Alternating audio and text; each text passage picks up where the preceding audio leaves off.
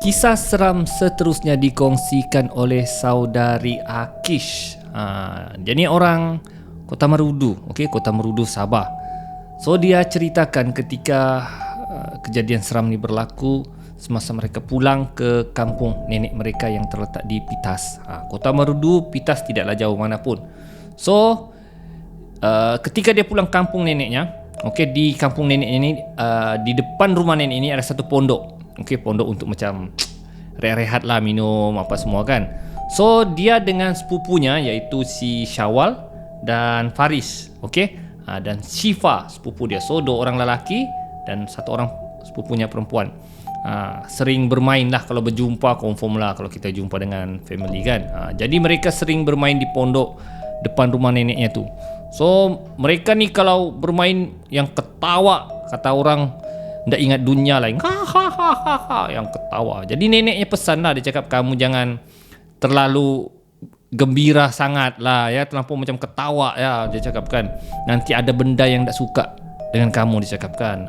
Nanti ada benda yang ganggu kamu. Tapi si Akis dan sepupunya ni tak peduli, tetap juga bermain macam tak ingat dunia, berlari, berketawa ya, bermain, melompat-lompat. Jadi memang gembira sakan lah dorang.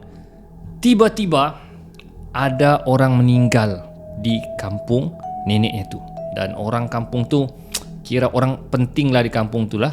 Jadi orang kampung memanggil neneknya dan ibu bapa si Akis ya untuk pergi ke rumah orang meninggal tu. So neneknya dan ibu bapanya pesan, dia cakap sebelum maghrib naik rumah ya, jangan main sampai maghrib ya, nanti kamu diganggu oleh hantu. Dia nak peduli lah, biarlah situ belengnya, kita main saja. Jadi mereka teruskan main lah. Jadi bapak, mamak dan neneknya pergi ke rumah orang meninggal. So memang begitulah kalau di Sabah, kalau ada orang meninggal memang family semua akan terus berkampung di rumah orang yang meninggal tu lah untuk bantu apa yang mampu. So tinggallah si Akis dan sepupunya di rumah neneknya. So masa tu mereka bermain di rumah lah. Dan ketika tu sepupunya bawa ya, sepupunya si Syifa ni bawa, jom kita main di pondok, dia cakap kan. Jadi dia bawa lah Syawal dengan si Faris ni, bawa mereka main di pondok semula. So ketika mereka hendak turun, tiba-tiba mereka nampak ada orang dalam pondok tu. So si Syawal cakap, siapa main di dalam pondok tu? Bukan nenek kah? Mana ada, nenek kan pergi tempat orang meninggal dengan bapak mamak kita. Oh ya, betul juga. Dia siapa di situ? Jadi si Akis dengan si Syifa ni tak berani. Tak payahlah, siapa tu, mungkin orang gila kali kan. Tak apalah belanya, kita main sekejap belanya. Kita halau je tu orang belanya. So si Syifa dengan si Akis ni tak berani pergi pondok tu lah. Jadi si Syawal dengan si Faris ni yang pergi tengok. Diorang mau tengok siapa orang di dalam pondok tu. Jadi bila mereka masuk dalam pondok tu, diorang mau tengok siapa, guys. Tiba-tiba si Faris dengan si Syawal ni berteriak, "Pocong!" dia cakap kan. Terus lari menuju ke tempat si Syifa dengan si Akis ni. Jadi dengar saja dorang si Syawal dengan si Faris ni berteriak pocong, apalagi semua mereka terus naik ke atas rumah dan kunci pintu. Dan apa kau nampak? Pocong Akis, pocong. Baru orang tahu. Betul ke pocong? Betul. Kunci pintu. Dong kunci pintu. Mau minta tolong sama ibu bapa mereka. Ibu bapa mereka tidak ada di rumah. Mau bilang minta tolong sama nenek mereka. Nenek mereka tidak ada. So mereka hanya kunci dan ketakutan. Dan si Akis cuba mengintai dari tingkap. Dia tengok, betul ke juga pocong, dia cakap. Bila dia intai dari tingkap, dia buka langsir tingkap, dia tengok, guys, memang pocong tu tengah melompat menuju ke rumah nenek mereka. Dan si Akis, betul pocong lah. Mereka macam berpelukan ya, dalam kumpulan menangis ya. Sebab pocong tu tengah melompat naik ke rumah nenek mereka dan sampai di pintu mereka diketuk. Tok begitu.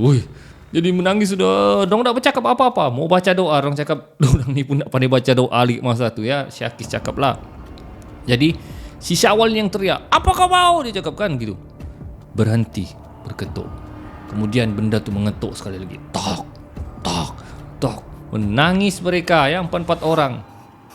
Dan si Syawal sekali lagi teriak, "Apa kau mau?" Dan benda tu berhenti. Dan dorang menggeletar. Masa tu belum ada handphone lagi, sebab dikatakan dia masa ni umur 12 tahun. Ya, belum ada handphone lagi untuk hubungi family mereka. Jadi mereka hanya ketakutan, masuk ke bilik dan menunggu ibu bapa mereka dan nenek mereka pulang. Masalahnya, bila ada keluarga meninggal, memang lewat balik. Sampai jam 10 malam, belum lagi ibu bapa mereka, nenek mereka pulang ke rumah. Dan benda tu masih mengetuk dari luar. Tak, tak, tak. Aduh, nangis ketakutan tu dorang ni.